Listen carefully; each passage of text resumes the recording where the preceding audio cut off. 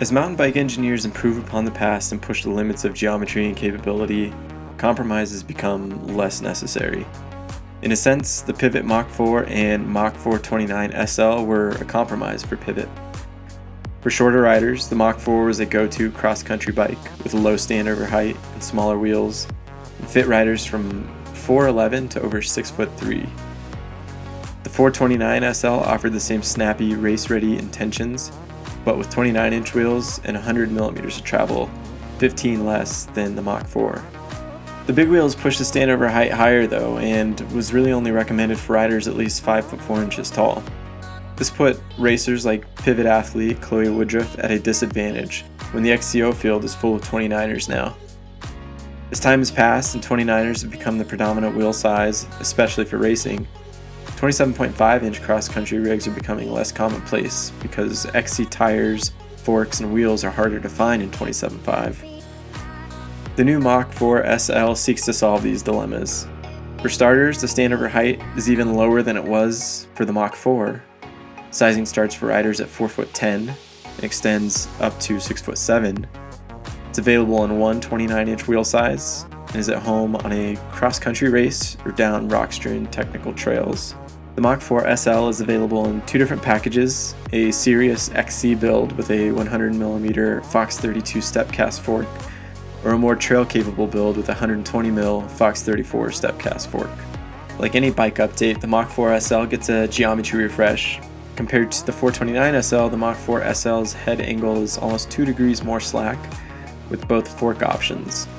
Also, the seat angle is about 1.25 degrees steeper. The wheelbase on the Mach 4 SL grew substantially, and so did the reach for a longer and more stable bike, while the seat angle steepened by about 1 degree over the Mach 4.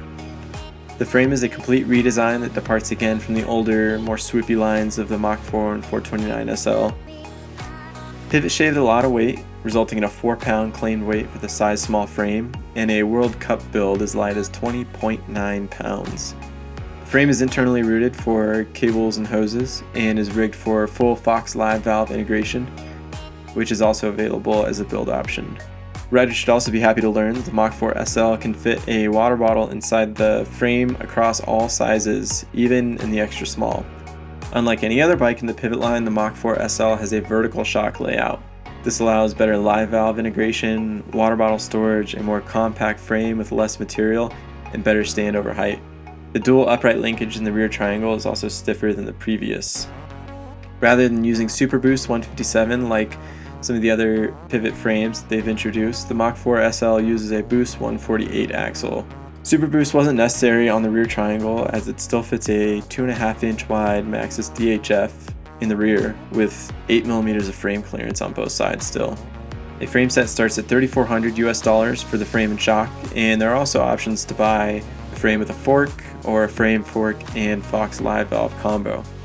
Complete builds start at $5,000. The builds top out at over $11,000 for the carbon spec electronic equipped build with Fox Live Valve automatic suspension and SRAM Eagle 12-speed AXS. Pivot put together a pretty unique couple of days to test a new bike out on the western slope of Colorado.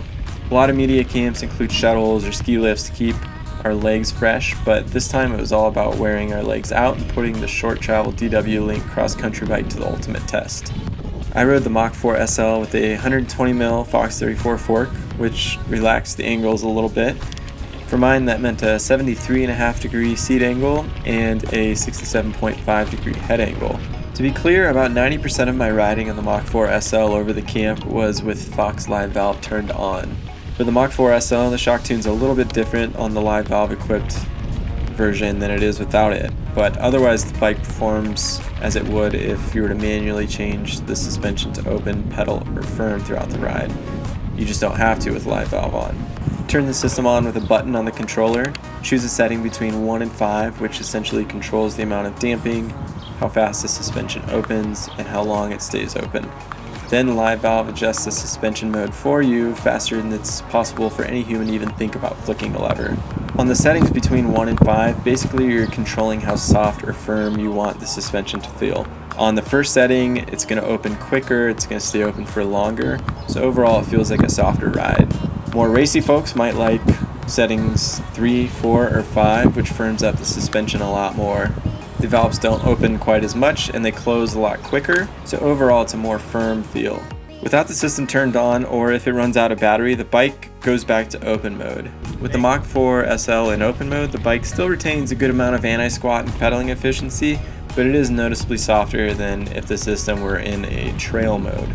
I have a feeling that if I rode the Mach 4 SL with a 3-position rear shock and without live valve, I would have had it in the middle setting the most often, like I do with most of the bikes I ride, for a firmer, all-around feel that suits both pedaling and descending. The Mach 4 SL felt well suited to the trails at 18 Road and Fruita, not in the sense that anything more would be too much for the bike, but in the sense that it would be harder to think of a faster bike for the trails. Maybe a hardtail if that's your thing, but the Mach 4 SL is a snappy climber, and the anti-squat and pedaling response in the suspension means that in between pumps and jumps, you can mash on the pedals to pick up even more speed. The next day we ventured to the more rocky Cocopelli trails just a few miles southwest of Fruita. Out there we got a better feel for how the bike's geometry handles chunky rock up or down. On real steep pitches, I had to chest bump with the handlebars a little bit to keep my weight forward, but the geometry felt very centered. On those steep pitches, when I came out of the saddle though, the rear wheel stuck to the ground and kept spinning. After that, it was all on me to get my body positioning and wheel placement correct to clear techie climbs. The final day of testing included the option to race the Epic Rides Grand Junction Off-Road, a 40-mile cross-country race with almost 6,000 feet of climbing.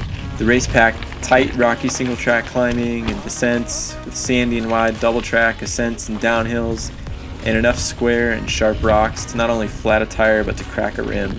The Mach 4 SL's pedaling efficiency proved its worth up a 2,000-foot sandy double-track climb named Windmill Road, and over plenty of technical single-track.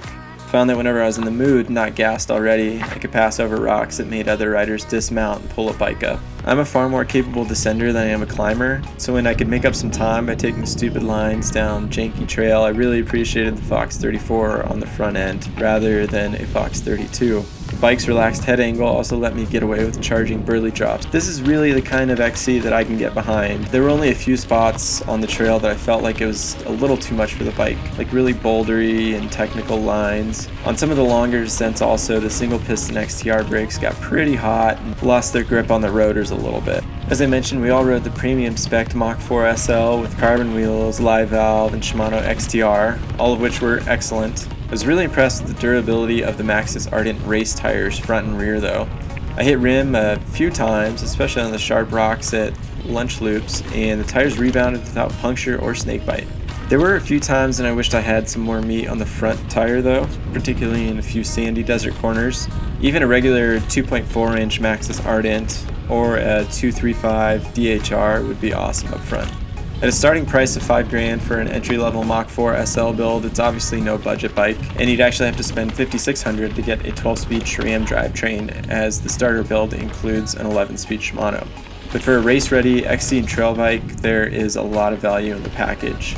And if there's one segment of bikes I've really been enjoying lately, it's these mountain bikes that are hard to put into an XC or a trail category. If I slack off on my base miles, I'll still enjoy climbing. The relaxed and longer geometry with a stiffer fork means that on rough trails, I'm not too far behind my descent times compared to a longer travel bike. And on flow trails, the shorter travel rigs are probably faster. The Pivot Mach 4 SL is one to add to this list. It's an efficient, responsive climber with guts to attack a rocky climb and turn right around and charge back down.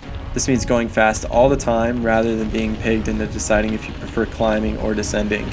Although if you really do prefer climbing, just go for the World Cup build with a 100mm fork. Thanks for watching the video review.